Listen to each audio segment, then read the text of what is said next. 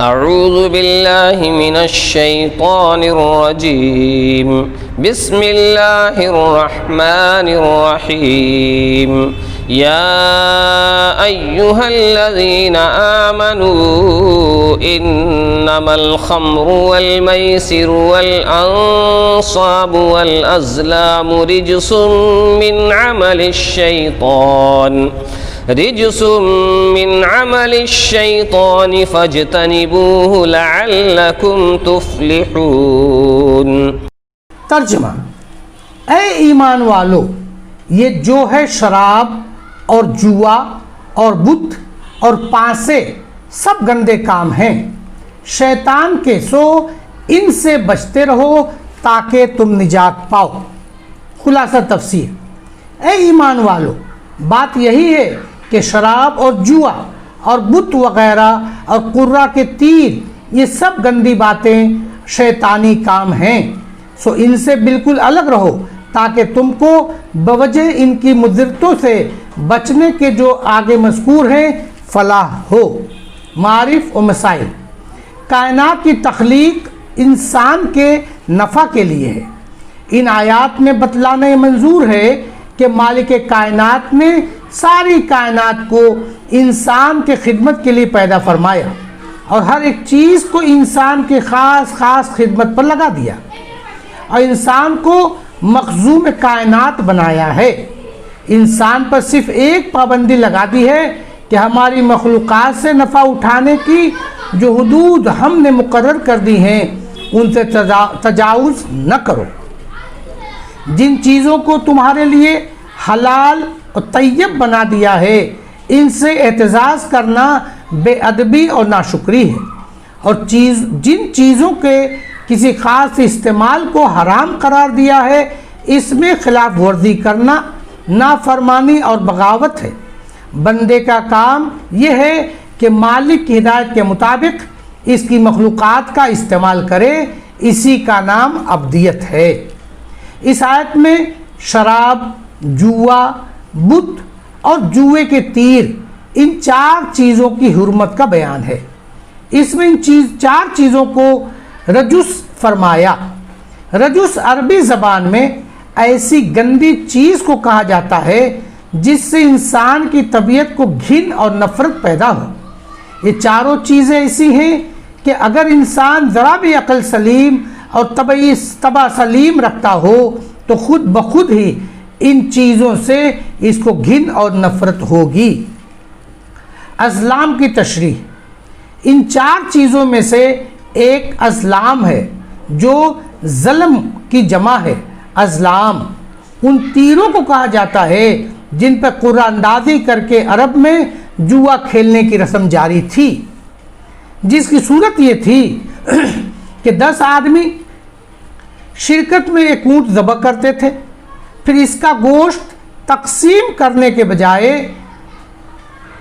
اس کے کہ 10 حصے برابر کر کے تقسیم کرتے، اس میں اس طرح جوا کھیلتے کہ 10 عدد تیروں میں سے 7 تیروں پر کچھ مقررہ حصوں کے نشانات بنا رکھتے تھے، کسی پر 1، کسی پر 2 یا 3، اور 3 تیروں کو سادہ رکھا ہوا تھا۔ ان تیروں کو ترکش میں ڈال کر ہلاتے تھے، پھر ایک ایک شریک کے لیے ایک ایک تیر ترکش سے نکالتے، اور جتنے حصوں کا تیر کسی کے نام پر نکل آئے وہ ان حصوں کا مستحق سمجھا جاتا تھا، اور جس کا نام پر سادہ تیر نکل آئے وہ حصے سے محروم رہتا تھا۔ جیسے آج کل بہت سی قسمیں لاٹری کے طریقے پر بازاروں میں جاری ہیں، اسی طرح کی قرعہ اندازی قمار یعنی جوا ہے جو ادروئے قرآن کریم حرام ہے۔ قرعہ اندازی کی جائز صورت: ہاں، ایک طرح کی قرعہ اندازی جائز اور رسول کریم صلی اللہ علیہ وسلم سے ثابت ہے، وہ یہ ہے کہ جب حقوق سب کے مساوی ہوں اور حصے بھی مساوی تقسیم کر دیے گئے ہوں، پھر ان میں حصوں کی تعین بذریعہ قرعہ اندازی کر لی جائے۔ مثلا ایک مکان 4 شریکوں میں تقسیم کرنا ہے تو قیمت کے لحاظ سے 4 حصے برابر لگا لیے گئے۔ اب یہ متعین کرنا کہ کہ کون سا حصہ کس شریک کے پاس رہے، اس کی تعین اگر آپس میں مصالحت و رضامندی سے نہ ہو تو یہ بھی جائز ہے کہ قراندازی کر کے جس کے نام پر جس طرح کا حصہ نکل آئے اس کو دے دیا جائے۔ یا کسی چیز کے خواہشمند 1000 ہیں اور سب کے حقوق مساوی ہیں، مگر جو چیز تقسیم کرنا ہے وہ کل 100 ہیں، تو اس میں قراندازی سے فیصلہ کیا جا سکتا ہے۔ خلاصہ یہ کہ آیت مذکورہ میں جن 4 چیزوں کا حرام ہونا مذکور ہے، ان میں سے 2 یعنی میسر اور ازلام نتیجے کے اعتبار سے ایک ہی ہیں، باقی 3 میں ایک انصاب ہے جو نصب کی جمع ہے۔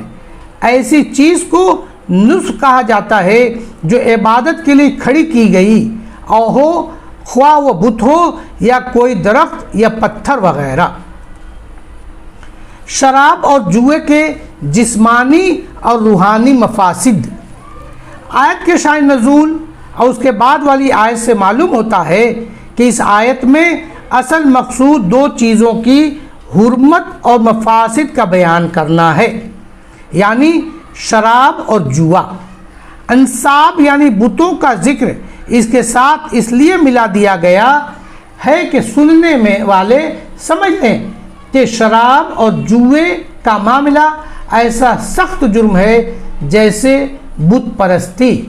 خلاصہ کلام یہ ہوا کہ شراب اور جوئے کی شدید حرمت اور ان کی روحانی اور جسمانی خرابیوں کا بیان ہے کہ اول روحانی اور معنوی خرابیاں رجس من عمل الشیطان کے الفاظ میں بیان کی گئی، جن کا مفہوم یہ ہے کہ یہ چیزیں فطرت سلیمہ کے نزدیک گندی قابل نفرت چیزیں اور شیطانی جال ہے، جن میں پھنس جانے کے بعد انسان بے شمار مفاسد اور مہلک خرابیوں کے گڈھے میں گر جاتا ہے۔ یہ روحانی مفاسد بیان فرمانے کے بعد حکم دیا گیا فاجتنبوہ کہ جب یہ چیزیں ایسی ہیں تو ان سے اجتناب کرو اور پرہیز کرو۔ آخر میں فرمایا لعلکم تفلحون، جس میں بتلایا گیا ہے کہ تمہاری فلاح دنیا اور آخرت اسی پر موقوف ہے کہ ان چیزوں سے پرہیز کرتے رہو۔ وآخر دعوانا ان الحمدللہ رب العالمین۔ السلام علیکم ورحمۃ اللہ وبرکاتہ۔ Subscribe now and press the bell icon. Never miss an update.